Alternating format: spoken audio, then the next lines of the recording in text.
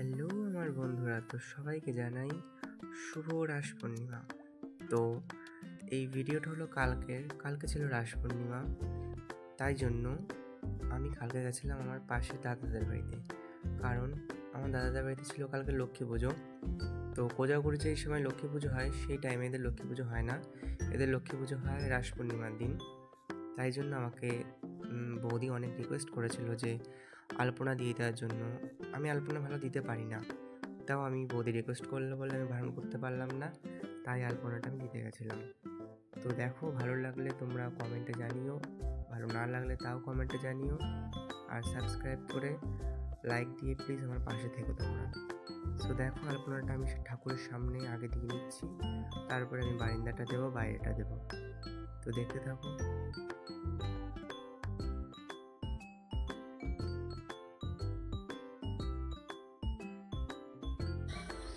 আর তোমরা প্লিজ আমাকে ফলো করে আমার পাশে থেকো, আমার পেজটাকে ফলো করে নাও, আর ভিডিওটা লাস্ট অবধি দেখো, শেষের দিকে কিছু ইন্টারেস্টিং আছে।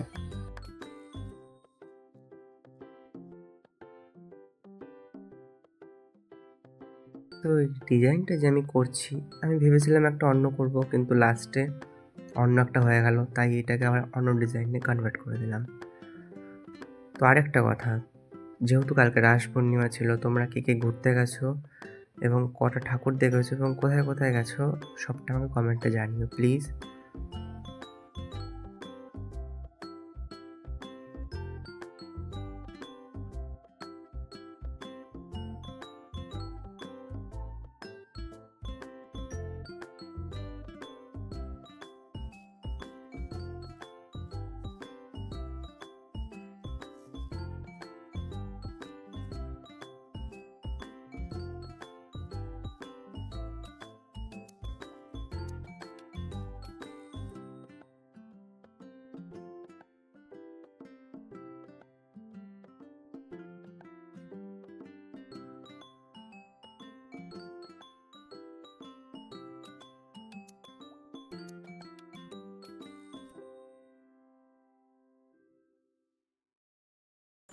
সো ঘরে করা আমার কমপ্লিট হয়ে গেছে, এবার বাইরেরটা আমি করে নেব, তারপরে বারান্দায় করব।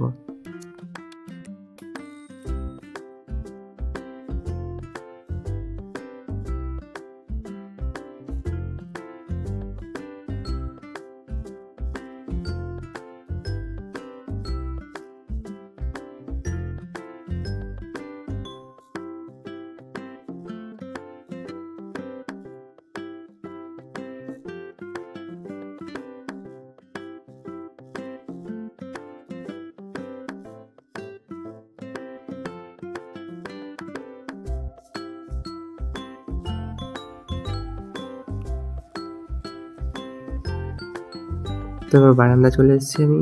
তো বারান্দায় করার আগে আমি ফার্স্টে চক দিয়ে আগের ডিজাইনটা করে নেব, কারণ চক দিয়ে আগে থেকে করে নিলে পরে যখন খড়িমাটি দিয়ে আলপনাটা দেবো তখন যাতে খারাপ না লাগে, তার জন্য আগের থেকে এটা দিয়ে রাখছি, পরে মুছলে একটা সাদা দাগ হয়ে যায়।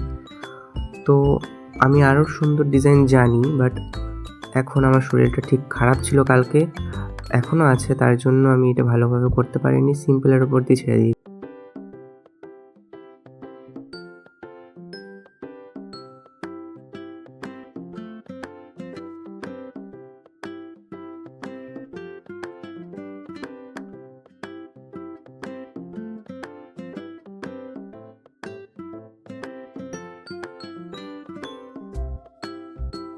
তো চক দিয়ে করা আমার কমপ্লিট। তো এবার ওপর দিয়ে আমি এবার খড়িমাটিটা দিয়ে ডিজাইনটা করে নেবো ওপর দিয়ে।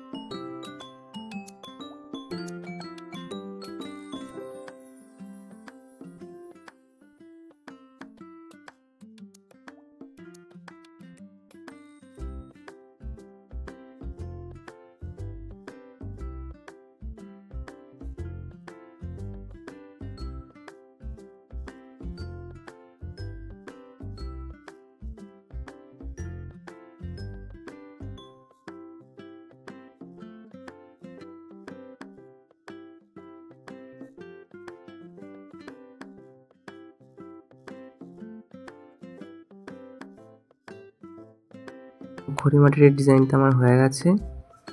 এবার আমি এর মধ্যে কালার অ্যাড করব। তো আমি এর মধ্যে লাল রং দিয়ে আমি এটা কালার দিয়ে ভর্তি করে দেবো, যাতে তারা আরও ব্রাইট লাগে দেখতে, আরও ভালো লাগে দেখতে, আরও সুন্দর লাগবে।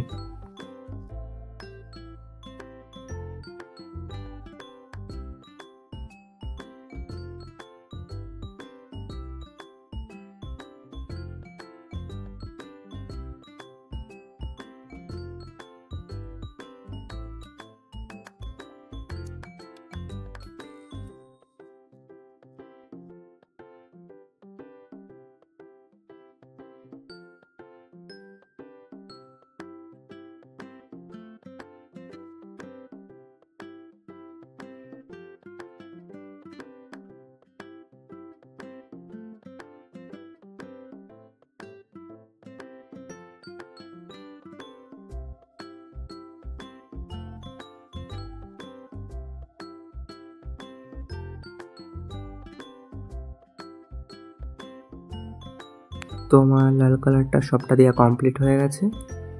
এবার আমি এর মধ্যে সাদা কালারও অ্যাড করে দেব ভেতরটায়, যাতে আরও সুন্দর লাগে।